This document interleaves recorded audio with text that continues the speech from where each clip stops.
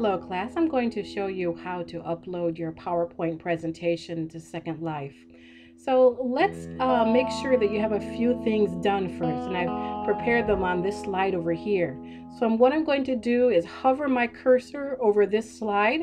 I'm going to press Alt, and then I'm going to use the arrow key to focus in as close as I can. I could get closer too.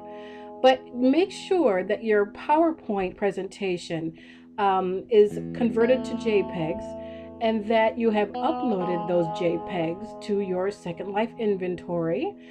Make sure that you've purchased the minimum amount of lindens and that you've joined the ESOL Forbes group. And there are directions to do all of this on BlazeView. Okay, so what you want to do is find an empty PowerPoint presentation. And it looks a little bit like this. It says ESOL student presentation coming soon. It's just one JPEG. It was a PowerPoint. I turned it into a JPEG. But if it looks like that over there, you don't want to use it because they belong to students. You want to make sure it looks like this, ESOL student presentation. That means it's empty. That means it's yours. Okay. When you, let me get around here just a little bit closer. Okay, now I'm right in front of it. Okay, make sure that you use the same SlideShow Viewer for the entire semester. If it's empty like this, go ahead and put up your slides. At the end of the semester, you must come back and use this SlideShow Viewer only. Last semester, students were putting up their slides anywhere, and what they were doing were deleting other students' work before I even got a chance to see it. So make sure that you do that. So what you do when you put up your slides, you're going to right-click and click on Edit. Okay, that is the only thing you're going to do. You're only going to ever click on Edit.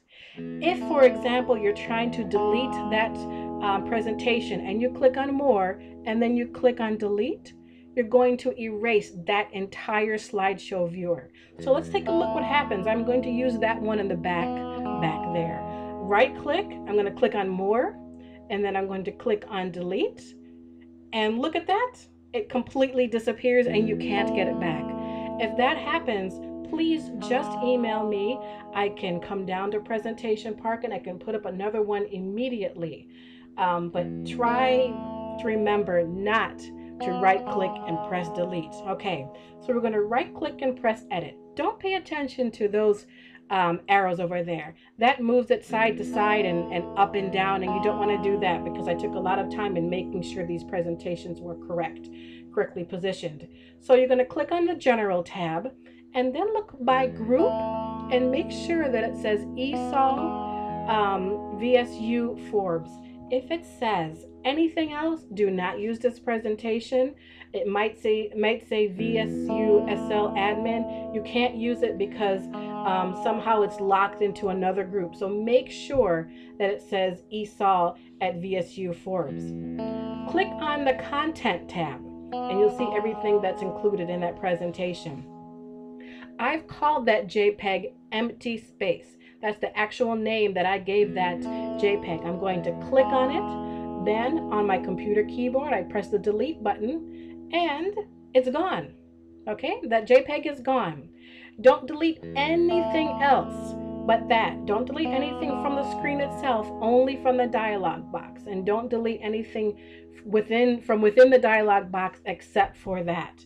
Here I'm going to press on inventory. I have mine along the side. You may have yours along the bottom, whatever, that's okay. But I'm going to click on inventory, which is that little suitcase. And then your slides are found in the folder that is called texture.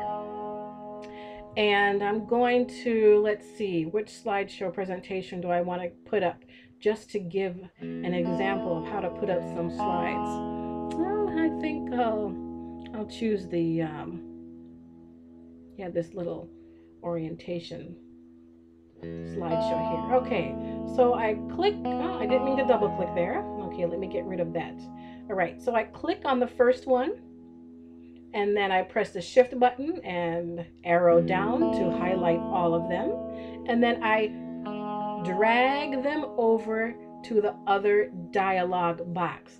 I do not drag them right to the screen. I drag them to the dialog box.